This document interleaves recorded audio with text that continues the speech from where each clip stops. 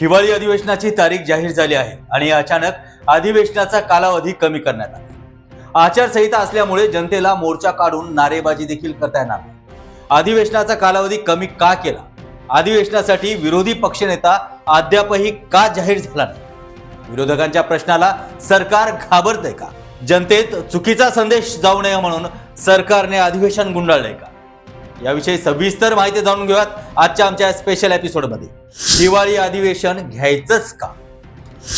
नमस्कार, मी स्वप्नील दुधारे, आपण पाहताय महासागर न्यूज। सर्वसाधारणपणे चर्चेतून पळ काढायचा असेल तर अधिवेशनाचा कालावधी हा अत्यंत कमी ठेवला जातो। त्याला चॅलेंजही करता येत नाही, कारण तो सरकारचा अधिकार असतो। गेल्या काही दिवसापासून सरकारच्या अनेक मंत्र्यांचा आणि आमदारांच्या भानगडी या प्रसारित झाल्या। यावर सभागृहात चर्चा देखील झाली, तर जनमानसात त्याचा विपरीत परिणाम देखील होत असतात। ती चर्चा टाळण्यासाठी देखील अधिवेशन आवर्त घेतलं जातं।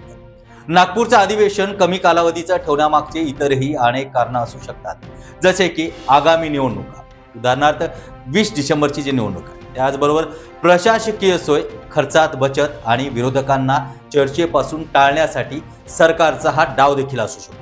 अधिकृत कारण अनेकदा स्पष्ट नसतं आणि सामान्यतः हिवाळी अधिवेशन 2 आठवड्याचं असतं, पण यावेळेस ते कमी केलं। 20 डिसेंबरच्या निवडणुकीमुळे कालावधी कमी ठेवण्यात आला असावा, असं प्रशासकीय सूत्रांची माहिती देखील आहे। अधिवेशनासाठी होणारा खर्च, अर्थातच इमारती दुरुस्त, व्यवस्थापन हे टाळण्यासाठी देखील कालावधी कमी केला जातो असं म्हणतात, पण जो खर्च व्हायचा असतो तो केव्हाच होऊन गेला आहे। त्यामुळे अशा चर्चा देखील निरर्थक वाटतात। कामांचा प्राधान्यक्रम आणि इतर प्रशासकीय कामाची उपलब्धता हे देखील एक कारण असू शकते। विरोधकांच्या मते सरकार महत्त्वाच्या मुद्द्यावरील चर्चा टाळण्यासाठी अधिवेशनाचा कालावधी कमी ठेवतोय। नागपूर हिवाळी अधिवेशन नेहमीपेक्षा कमी कालावधीचं, म्हणजेच फक्त 1 आठवड्याचं, अर्थातच 8 ते 14 डिसेंबर पर्यंत आहे। त्यामुळे यापूर्वी साधारणतः 2 आठवडे 3 आठवडे हे अधिवेशन चालायचं, पण यावेळेस कमी कालावधीमुळे विरोधक आक्रमक होण्याची शक्यता आहे।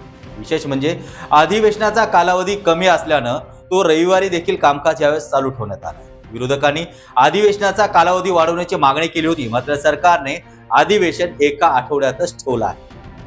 खरंच याबद्दल जनतेला देखील प्रश्न पडला आहे की एवढ्या कमी कालावधीमध्ये प्रश्न मांडायचे तरी कसे? त्याचबरोबर आचारसंहिता असल्यामुळे कुठले मोर्चे त्या ठिकाणी येऊ शकणार नाहीत। म्हणजे सरकार पळ काढते की काय, हे शंका प्रत्येकाच्या मनामध्ये येऊन चालली आहे। असेच राजकीय विश्लेषक आणि बातम्या पाहण्यासाठी आजच आमच्या महासागरला सबस्क्राईब करा आणि बेल आयकॉनला क्लिक करा।